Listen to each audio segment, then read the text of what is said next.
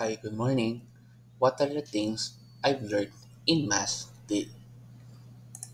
Number one, grace is always available, but we must ask for it.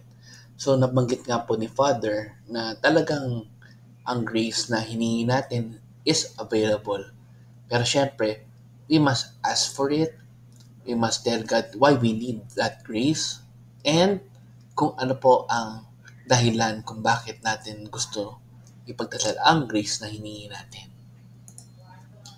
Next, number two, we must be aware of what graces we need to be more faithful followers of Christ. Ayan. So, kailangan ba natin ng extra funds? Kailangan ba natin ng extra strength para makatulong sa kapwa, makatulong sa mga nangangailangan, or makatulong sa isang kakilalang may malubhang sakit? Yun ang mga examples ng pagiging aware sa dahilan kung bakit natin pinagdadasal na magkaroon tayo ng grace ng financial blessings or strengths, etc. Next, number three, we must share our blessings when we get it.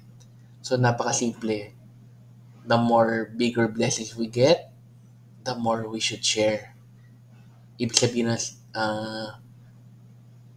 being able to serve others without asking anything in return, and as well as helping talaga others without thinking about na baka may kapalit or what. Dahil after nga nun, or kapag ginagawa natin yon, mas lalo magpo-flow ang grace sa atin. Mas lalo tayo magiging instruments ni God to be a blessing or a grace to others.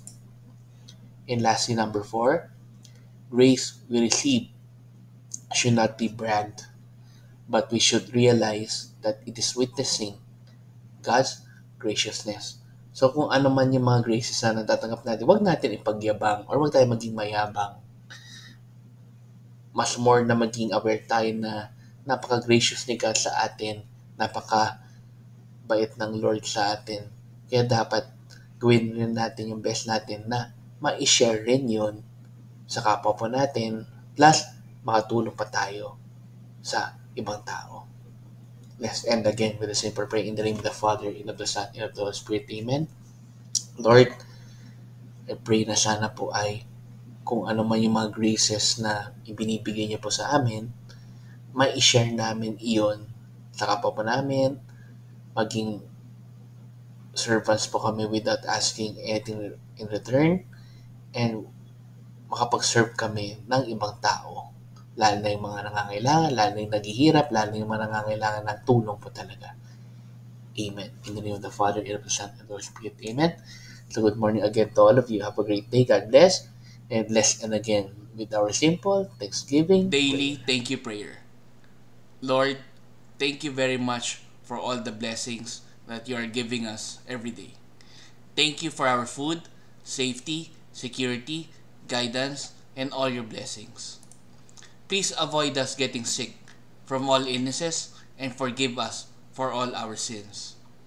Lord, I pray that all our hopes and dreams will come true in your own time. Again, Lord, thank you for all the blessings that you have given us. Amen.